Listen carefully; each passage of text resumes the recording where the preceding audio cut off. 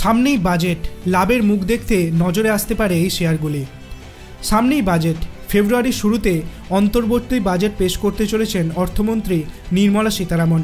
কয়েকদিন পরেই আবার লোকসভা ভোট, সলতে পাকানোর কাজটা শুরু হয়ে গিয়েছে পুরোদমে। শাসক থেকে বিরোধী কোমর বেঁধে শেষবেলা প্রচারে নেমে পড়েছে সব দলই। তাই এবারের বাজেট আগের থেকে অনেক বেশি জনমুখী হবে বলে মত ওয়াকিবহাল মহলের একটা বড় অংশের।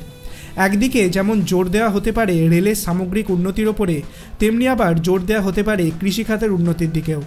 পিএম কিষাণ স্কিমের মতো সরকারি প্রকল্পগুলিতে বরাদ্দ আরও বাড়তে পারে বলে মনে করা হচ্ছে। একই সঙ্গে প্রধানমন্ত্রী কিষাণ সম্মান নিধি প্রকল্পের অধীনে থাকা মহিলাদের বার্ষিক অর্থ প্রদানের পরিমাণও বাড়ানো হতে পারে বলে শোনা যাচ্ছে। এদিকে বাজেট পেশের পরই নতুন উদ্যমে ঘুরে দাঁড়াতে পারে বেশ কিছু শেয়ার। বড় লাভ দিতে পারে সরকারি অধীনস্থ সংস্থাগুলির স্টকগুলি, এমনটাই মত বাজার বিশেষজ্ঞদের একাংশের।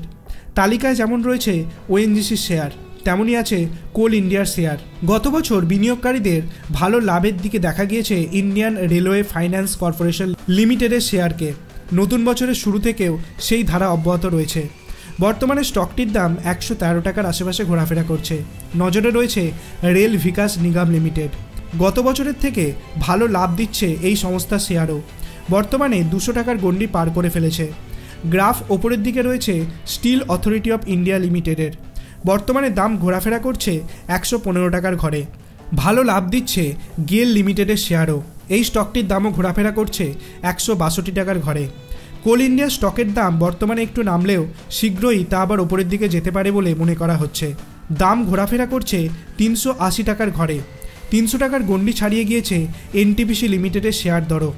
বাজার বিশেষজ্ঞরা বলছেন এই সংস্থাগুলি ছাড়াও বাজেট পেশের পর ভালো লাভ দিতে পারে রাষ্ট্রায়ত্ত ব্যাংকের শেয়ারও। বিশেষ দ্রষ্টব্য, এটি একটি শেয়ার বাজার ও বিনিয়োগ সম্পর্কিত শিক্ষামূলক ভিডিও। এই ভিডিওর উদ্দেশ্য কখনোই বিনিয়োগকে উৎসাহিত করা বা মুনাফা কামানোর সহজ উপায় খুঁজে দেওয়া নয়। শেয়ার বাজারের বিভিন্ন বিষয় সম্পর্কে জানানোই এই ভিডিওর অন্যতম লক্ষ্য। উল্লেখ্য, শেয়ার বাজারের বিনিয়োগ সর্বদাই ঝুঁকিপূর্ণ। আপনার কি মনে হয় এবারের বাজেটের পর কোন শেয়ারের দর বাড়তে পারে? আপনার অভিমত আপনি কমেন্ট সেকশনে জানাতে পারেন। ভিডিওটি ভালো লাগলে লাইক করবেন, চ্যানেলটিকে সাবস্ক্রাইব করতে ভুলবেন না। ধন্যবাদ।